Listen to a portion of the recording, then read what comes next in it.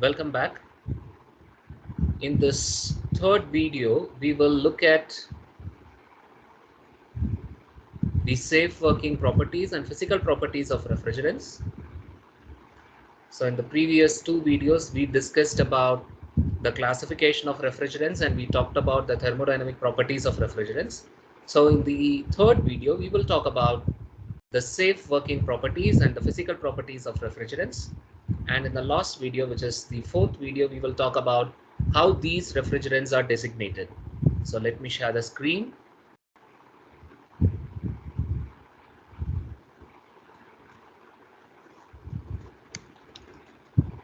Okay, so let's start with the properties one by one. So when we say that the refrigerant is supposed to be safe, we mean that it should be chemically inert. What do you mean by chemically inert? Inert is something which do not participate in a chemical reaction. See, I am going to have a storage space. It may be the food materials that is being stored, or it may be some chemical that is being stored. Okay, I don't want the refrigerant to react with whatever is being stored in my storage space. The refrigerant should be inert with a reference to the material that is stored in the refrigeration space. Okay, so that is what I mean when I say that the refrigerant is supposed to be chemically inert. The refrigerant should be non-flammable, non-explosive, and non-toxic, both in the pure state, which means before the refrigerant removes heat from the storage space, and even after going through the compressor or the condenser through the different components that it goes through the refrigeration cycle. So either in the pure state or when it is mixed with air in some other proportion, your refrigerant should be non-flammable, non-toxic, and non-explosive. Okay, and that is what I mean when I say the refrigerant is supposed to be safe. Then the refrigerants, it should not react with the lubricating oil, because in a real case scenario, this lubricating oil mixes with the refrigerant when it is taken inside the compressor. So the refrigerant is not supposed to react with the lubricating oil or the materials that is used in the construction of the refrigeration system, say the walls of the pipe through which the refrigerant is flowing, or through any walls that it come across in the refrigeration system. So it should not be reactive with reference to the lubricating oil. So apart from we said chemically being inert with reference to the material that is stored in the refrigerated space, it should also be inert with reference to the lubricating oil and the materials used in the construction of the refrigeration system. Okay, and then the last one and the very important one, see, I am preserving the food items in the refrigerator. Okay, so the purpose of using the refrigerator is to preserve the food items. So I don't want my refrigerant to react with the food items, that is the stored items, and make it non-usable, or which is not possible for consuming it. Okay, so those ill effects should be avoided even if there is an accidental leakage of the refrigerant. So that is what I mean when I say safe working properties of the refrigerant. Okay, so let's look at some of the important properties one by one. Only a few are there. Okay, to start with, let's say the first one is toxicity. Toxicity, so which means poisonous. Okay, so the refrigerant is not supposed to be poisonous. What do you mean by poisonous? It should not give any adverse effect on the human body. Say suppose there is an accidental leakage of the refrigerant, it should not cause suffocation, it should not cause a poisonous air. See, even if there is a leakage in the refrigerant system, then it should not give me a poisoning effect or a suffocation effect for the human beings who are there in the surrounding region. Okay, the toxic nature of the refrigerant, it depends on its proportion or the percentage of mixing with air. Okay, because the air is what is there in the surrounding atmosphere. Okay, so when there is a leakage of the refrigerant, it automatically mixes with air. So how far it can mix? Okay, so in the table below, as I already said, even in the previous lecture, I have named only a few refrigerants here in the slide. and you can refer to refrigeration air conditioning by Domkondur and Aurora, and there are quite a lot of other refrigerants that are mentioned in the table. So for examples, take ammonia. So if ammonia, when it mixes by 0.5 percentage, 0.5 percentage by volume in air, and for 30 minutes it is safe. Within the 13 minutes, I should be able to quickly carry out or prevent the leakage that is happening in the refrigeration system. And F12, see, even if there is 30 percentage by volume in air, so there is a large amount of mixing. Even if there is 30 percentage by volume in air, that much mixing has happened, then even for 2 hours, it is not going to cause any damage. 120 minutes. Look at carbon dioxide. It is also not going to cause me any adverse effect when there is a slight leakage in the system. But look at sulfur dioxide. Sulfur dioxide, a very low 0.7 percentage by volume in air, only 0.7 percentage when it mixes in air, and within 5 minutes, it is going to cause a lot of adverse effects to the people who are there in the surrounding region. So it is not advisable to use sulfur dioxide in any of the home refrigeration systems. Okay. And some refrigerants, they are non-toxic in nature, but they become toxic when they get mixed with air beyond a certain percentage. So that is what we have showed you here. So beyond a certain percentage, it is going to cause adverse effects to the human beings in the surrounding or in the vicinity of the leakage of the refrigerant. Okay. So as we said, so sulfur dioxide, it is not going to be good when we use it in a home refrigeration system. And if there is going to be a leakage, then that is going to be a disaster for the people who are there in the environment. And 5 minutes is what we have in hand to rectify that leakage. Flammability. Flammability. So because most of the refrigerants, they are hydrocarbons. You have got carbon and hydrogen in them. Okay. But these hydrocarbons, they should not be explosive on getting mixed with air or with a lubricating oil. So it is essential that the safety of the people in the vicinity is maintained. Okay. Freons and carbon dioxide, they are non-inflammable, so it is good to use them, and that is why freons were used in the refrigeration system preferably in the past decades. Okay. Ammonia and CH3Cl, they are flammable when mixed with certain concentrations in air. So when the concentration of ammonia and CH3Cl, they are large in air, then it is possible that they get ignited. Okay, so that is not good. It is not possible, or it is not advisable to select these two in the refrigeration systems. So hydrocarbons like methane, ethane, propane, all alkanes, they are highly flammable. So we can't use them in situations where safety is very much required. Okay. So the first one which we talked about was toxicity. So even after mixing with a certain percentage in the proportion, certain percentage of proportion in air, it should not be toxic. The second one is flammability, which means it should not get ignited when mixed with air. Okay, so these two properties we have seen. The third one is the corrosive property.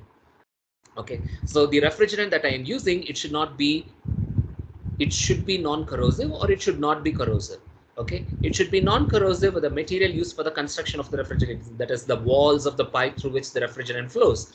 Okay, freons, once again, freons, they are non-corrosive with brass, copper, zinc, iron, lead, tin, and whatever tubing material that you have. Copper is one of the most prominently used tubing material in any refrigeration system, and freon, they do not react with copper, so it is safe to use freon in copper tubings. Okay, however, freons cannot be used when you have the walls made of magnesium and aluminum.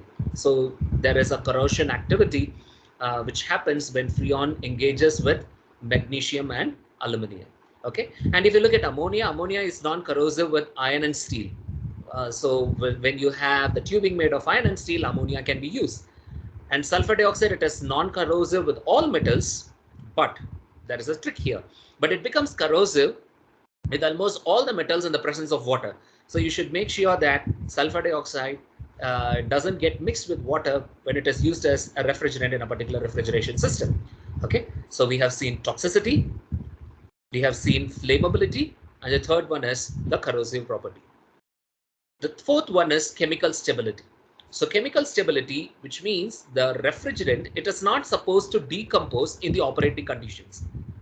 Say, for example, the vapor compression refrigeration system, it is going to operate in a particular region of temperature. It is going to operate between the condenser and evaporator temperature. It is going to operate between the condenser and evaporating pressure. So within that particular operating condition, the refrigerant is not supposed to decompose or disintegrate. Okay, so this disintegration usually happens because of the catalytic action of some metals. So this catalytic action of some metals, it should be prevented at any cost. Okay, so the refrigerant should be inert. That is what we saw in the first slide. It is not supposed to react chemically with the food items or the material which is used for the construction of the refrigeration system. So we should make sure that the refrigerant is inert. It do not undergo any chemical reaction. Okay, so the disintegration of the refrigerant should not happen. And if you look at Freon, the Freon becomes unstable when the temperature reaches 600 degrees centigrade. But obviously, in all the refrigeration systems that we use, we are not going to reach that particular temperature. So unless or otherwise you are going to reach 600 degrees centigrade, Freon is going to be a very good refrigerant. And if you look at sulfur dioxide becomes unstable above 1600 degrees centigrade. However, it has got other ill effects. So sulfur dioxide is usually not preferred as refrigerant. Okay, so we have talked about toxicity, we have talked about flammability, we have talked about corrosive property, and now we are talking about chemical stability. Okay, and the last one is the effect on the stored product. It's almost a repetition. Like the stored product, the refrigerant, it should not have a reaction with the stored product. It should not affect the quality of the material stored. See, I am leaving the food materials in the refrigerator because I want to preserve it, and the intention is to preserve the food item. So if the refrigerant is going to react with it and make it non-consumable, that means I'm not able to consume it, then the purpose of refrigeration in itself is lost. So we have to ensure that the refrigerant does not react with the material that is stored in the refrigerator. Okay, some examples are given over here. Ammonia, it easily dissolves in water, but when it dissolves in water, it becomes alkaline. Okay, so this ammonia is capable of reacting with most of the vegetables, fruits, and meats. And that's why people, they don't use ammonia in most of our home refrigeration systems. If you look at sulfur dioxide, it easily dissolves in water, and when it dissolves in water, it becomes acidic. Okay, it becomes acidic. But when it becomes acidic, it is not much of a problem for me because almost all the food materials, they themselves are acidic. Okay, so it is not going to react with the food materials. But however, this sulfur dioxide, it has a bleaching action on flowers, plants, and furs if that is the material that is stored in the refrigerated space.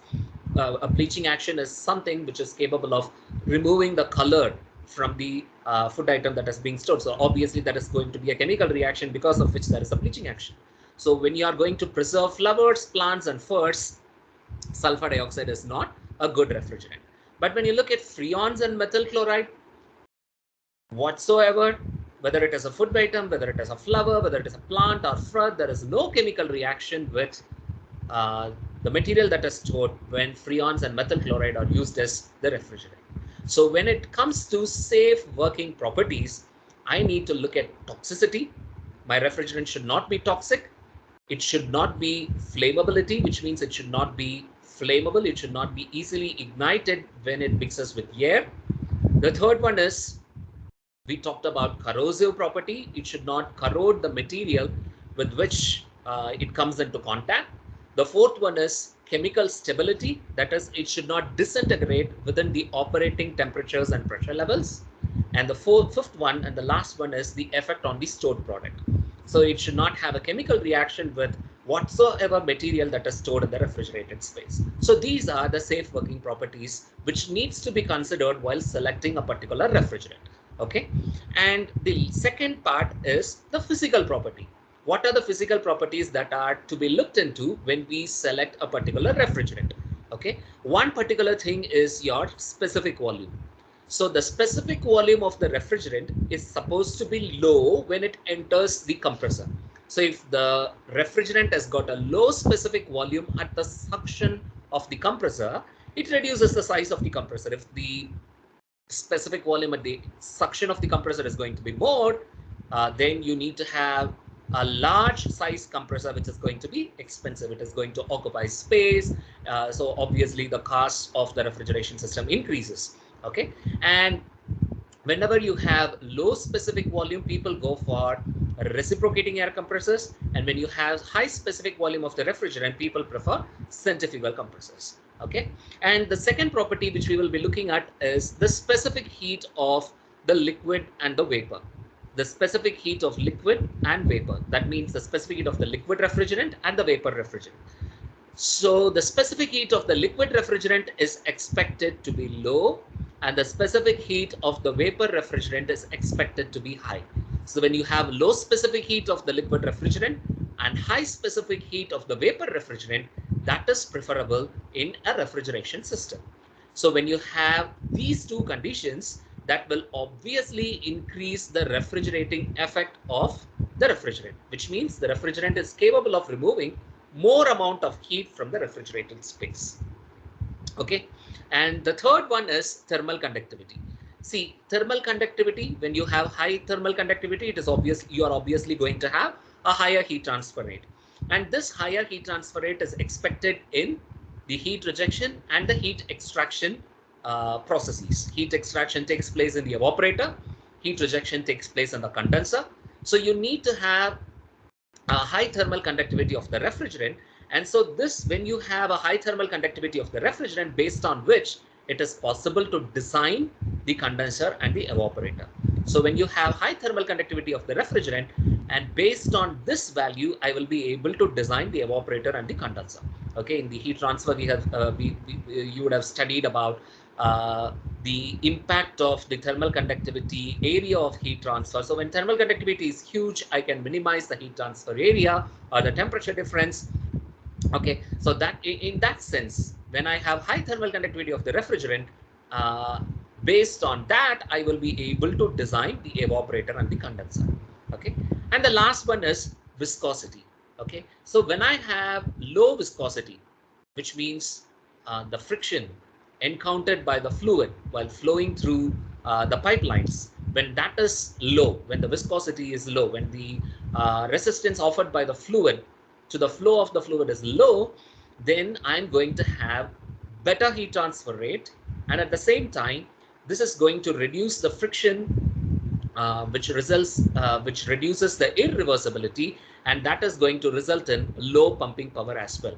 So the Reynolds number that is going to be in the when the viscosity is low, your Reynolds number is going to be low, and the pumping power will also be low. So that is going to be energy efficient for the refrigeration system. Okay, so when you look at physical properties, we talk about specific volume, specific heat of the liquid and vapor refrigerant, thermal conductivity of the refrigerant, and viscosity of the refrigerant.